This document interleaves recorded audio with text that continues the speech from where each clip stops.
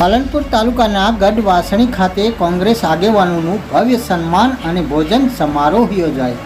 જ્યારે વાત કરવામાં આવે તો સ્થાનિક સ્વરાજ્યની ચૂંટણીમાં ગઢવાસણીના કોંગ્રેસના ઉમેદવાર શામજી નાડાણીવાસ તાલુકા પંચાયત સીટ પરથી સિકંદરભાઈ રતનસિંહે ભવ્ય જીત મેળવી હતી.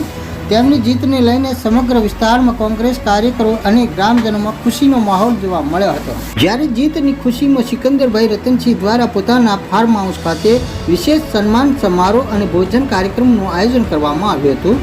કાર્યક્રમમાં પાલનપુર તાલુકા પંચાયતના સભ્યો તેમજ કોંગ્રેસ આગેવાન શ્રી દિનેશભાઈ ગઢવી, કોંગ્રેસ પ્રમુખ સંજીભાઈ દેલવાડિયા, પ્રતાપજી વાધણિયા, મનહરસિંહભાઈ તેમજ નવનિયુક્ત પાલનપુર તાલુકા પ્રમુખ શ્રી જગદીશભાઈ ઠાકોર ઉપસ્થિત રહ્યા હતા. આ ઉપરાંત મોટી સંખ્યામાં મહેમાનો અને ગ્રામજનો પણ કાર્યક્રમમાં જોડાયા હતા. કાર્યક્રમ દરમિયાન તમામ આગેવાનો અને મહેમાનોનું ઉષ્માભેર સ્વાગત કરી સન્માન કરવામાં આવ્યું હતું. ઉપસ્થિત આગેવાનો દ્વારા સિકંદરભાઈ રતનસિંહને જીત બદલ શુભેચ્છાઓ પાઠવી કોંગ્રેસ સંગઠનને વધુ મજબૂત બનાવવા માટે એકતા જાળવવા અપીલ કરવામાં આવી હતી. ત્યારબાદ તમામ મહેમાનો, આગેવાનો અને ગ્રામજનોએ સાથે મળી ભોજનનો આનંદ માણ્યો હતો. સમગ્ર કાર્યક્રમ આનંદમય અને ઉત્સાહભર્યા વાતાવરણમાં સંપન્ન થયો હતો. Bureau report, Gujarat news, Banaskantha. અને એમાં સિકંદરનો આભાર માનવો જોઈએ મારે, કારણ કે આજ બધા જીતીને પછી કોંગ્રેસ કાર્યાલય અમારી બેઠક હતી ત્યારે મેં એક સૂચન કર્યું હતું કે તમે જીત્યા એનો આનંદ અમને કોંગ્રેસના પદાધિકારી તરીકે છે, તમે જીત્યા એટલે તમને ઉમેદવાર તરીકે પણ આનંદ છે, પણ આપણો આનંદ ગામ સુધી જાય એવું તમારે આયોજન કરવાનું છે ને એમાં સિકંદરે આજે આ ગોઠવ્યું કે આ હાથે શીરા ખાવા એકલા ખાવામાં મજા નથી હોતી, એટલે બધાને ભેળા કરી અને ગામે ગામનો આભાર માનીએ, તમામ મતદારોનો આભાર માનીએ, તમામે આશીર્વાદ આપ્યા છે એમને આપણે નતમસ્તક થઈએ એવા કાર્યક્રમ તાલુકા પંચાયતના સૌ સભ્યશ્રીઓએ કરવો જોઈએ. અને એની આ એક શુભ શરૂઆત છે.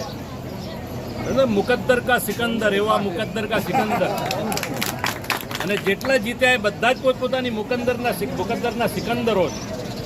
મારો મનહરસિંહ અને અમુક જિલ્લા પંચાયતમાં ક્યાંક ક્યાંક આપણી પીછેહટ થઈ, પણ લડાયક તરીકે, એક યોદ્ધા તરીકે એ લોકો ચૂંટણી લડ્યા. અને મારી તો એમને પણ વિનંતી છે કે વોટ બધાએ આપ્યા હતા, થોડા ઘણામાં આગા પાછું થઈ જાય, પણ આપણે એમાં કોઈ ભેદભાવ નથી રાખવાનો. આપણે જે સીટ ઉપર લડ્યા, જે ગામ આવતા હતા, જે વાહ આવતા હતા, એ તમામ આપણા છે અને લોકોના કામ આપણે કઈ રીતે કરી શકીએ એ દિશામાં આપણે પ્રયત્નશીલ થવાનું છે. ત્યારે આજની આ સુંદર મજાની આપ સૌ આગેવાનો અહીંયા ઉપસ્થિત છો, સરપંચશ્રીઓ ઉપસ્થિત છો, સામાજિક સૌ આગેવાનો અહીંયા ઉપસ્થિત છો, અને આપણી વચ્ચે અમારા ખૂબ જ પ્રિય પ્રેમી અમારા પ્રમુખ છેનજીજી, આમ રમકડા જેવા અમારા છેનજીજી પ્રમુખ રમકડા જેવા, એનો નાનું છોકરો એને એટલો જ આદર કરે અને મોટો એટલો આદર કરે, દરેક જગ્યાએ પડતા એવા જ નવનિયુક્ત તાલુકા પંચાયતના પ્રમુખ ભાઈ શ્રી જગદીશભાઈ, ઉપસ્થિત તાલુકા પંચાયતના સૌ સભ્યશ્રીઓ, અમારા પૂર્વ કારોબારીના ચેરમેન, જિલ્લા પંચાયત સદસ્ય એવા જયંતિભાઈ અંબાણી, ભાઈ સિકંદરભાઈ, એમના ફાધર, એમના બધા સૌ સગાવાલાઓ. મૂળ મુદ્દે આ તાલુકા પંચાયત આ સભ્યોની તો ખરી જ, પણ એથી વિશેષ પાલનપુરના સૌ મતદાર ભાઈઓ બહેનો માટે બની છે. પાલનપુર વિધાનસભાના સૌ લોકો માટે, સર્વ સમાજ માટે આ તાલુકા પંચાયતનું નિર્માણ થયું છે. અને એટલે જ આ સભ્યોને પોતપોતાની યુવાનીમાં આવ્યા છે અને જોશમાં છે, એટલે લોકોના કામ કરશે એવો મને ચોક્કસ વિશ્વાસ અને ખાતરી છે. લોકોના કામ કરવા એ જ જાહેર જીવનનું પરિણામ છે. જાહેર જીવનનો મતલબ એ છે કે તમે જાહેર રહો, કોઈ લુકાછુપી મત રમો, કોઈની હંતાઓમાં જાહેર રહો. સારા ભાવ હોય, નરસા ભાવ હોય, પણ જાહેરમાં રહેવાનું અને જાહેરમાં એ વસ્તુને કબૂલ કરવી. આપ સૌ લાંબા સમયથી બેઠા છો. આ સરસ મજાનો કાર્યક્રમ ભાઈ શ્રી સિકંદરભાઈ રતનસિંહજીએ રાખ્યો છે, એનો આનંદ પણ લઈએ.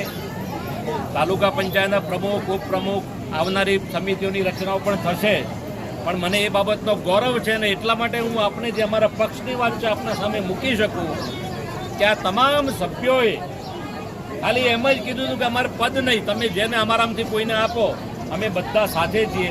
પણ મૂળ આ વખતે અમે નિયમ કર્યો છે, એક ટેક રાખી છે કે લોકોના કામ થવા જોઈએ.